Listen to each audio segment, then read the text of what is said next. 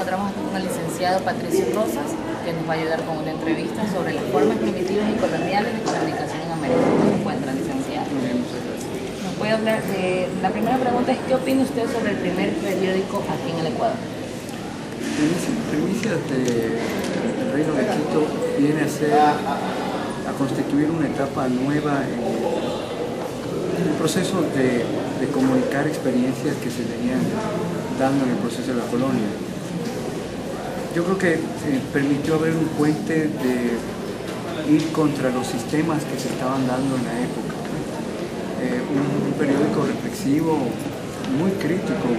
Habría que recordar que los periódicos en la época tenían una fuerte tendencia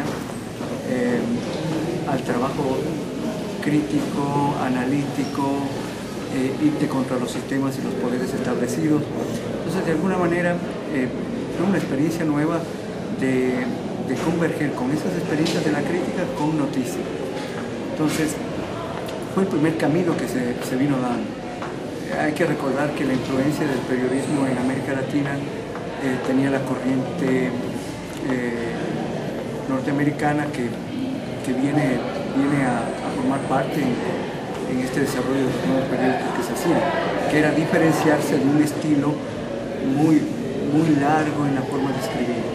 Entonces, Primicias del Reino de Quito se conforma como un periódico que convergió en eso, en tratar de decir las cosas que aún a diario sucedían en la etapa de la colonia, sobre todo que permitía denunciar las evidencias que vivía la ciudad.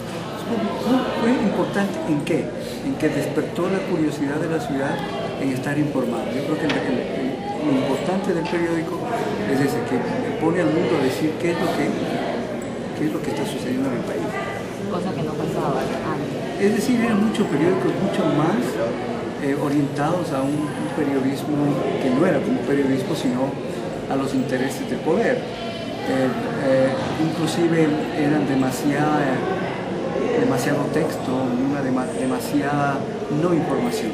La Primicias del Reino de Quito se distingue de eso porque por primera vez da mensajes que no tienen que ver a opinión. Ni con la política. Bueno, sí, sino que mezcla opinión e información. Y era más conciso, más claro. Bueno, no. Fue un proceso. Un proceso Lo que fue por primera vez fue despertando esa curiosidad de hacer un camino investigativo distinto. Y hacer una cultura lectora. Yo no sé si tanto. Yo lo que sigo pensando es que lo que aportó fue que el público despertó a decir qué era lo que sucedía en su entorno, que no era lo que comúnmente pasaba. Eran sobre todo más noticias del eje que no era local, sino que tenían con el contexto mundial. Pero el resultado fue que fue caminando a convertirse en lo que en los periódicos luego serían eminentemente informativos. Muchas gracias. La otra pregunta es, ¿qué piensa usted sobre la conquista española? ¿Nos benefició a nosotros los ecuatorianos o nos perjudicó? A ver, si usted reflexiona la palabra conquista, quiere decir que hay dominio. Claro, dominó. Entonces, si hablamos de que la conquista española vino a América, pues un proceso de imposición cultural.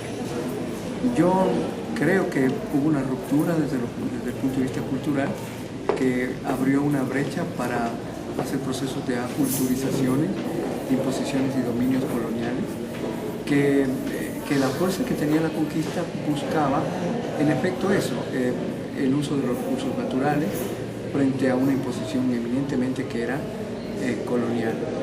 No solamente con el sector indígena, sino con toda la población mestiza. Entonces, los procesos coloniales deben ser, como dice Deleuze, procesos de descolonización. Es decir, tenemos que ir caminando hacia procesos de descolonización que nos permitan imposiciones. Permítame ponerle un ejemplo. El proceso colonial de la conquista española nos impuso la lengua quichua. Es decir, ¿qué pasó?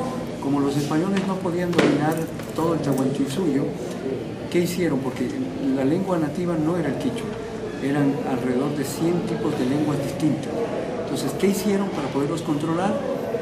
Cortaron la lengua y unificaron la lengua y hicieron una lengua que era el quichua. Entonces, al hacer eso, pudieron controlar y manipular teóricamente y políticamente al sector. Entonces es un proceso. La conquista son imperios en los cuales se movían a otros sectores. Hay que dividir el mundo en tres partes. La primera parte del mundo era un mundo en donde se conquistaba físicamente. Es decir, había que mover equipo, maquinaria, territorio e ir a conquistar otro. Entonces ese era el ejemplo que vivimos en la conquista. Entonces era romper todo el esquema nuevo, donde tú vas. El segundo momento fue las segundas guerras mundiales, las potencias de guerra que hicieron que eran conflictos también de movilidad. Y la tercera guerra que ya pasó, que fue la guerra mediática. Es decir, estamos hablando de conflictos tecnológicos. Vamos a vivir, es posible que, pero que nunca, una cuarta guerra mundial, que será la guerra genética, geológica, genética, en donde, porque la tercera estuvo marcada por el consumo y el imperialismo. Entonces, en eso creo que debemos reflexionar los periodistas de que el proceso de la conquista fue un proceso de imposición cultural. Y el otro, ¿qué puede aportar sobre los chats? Bueno, los chasquis son lo mismo que la primera experiencia comunicativa como el quipus. Estas personas eran transmisores de información. Eran los periódicos de la época. Es decir, no había periódicos, sino que había gente humana que transitaba de un lugar a otro llevando la información.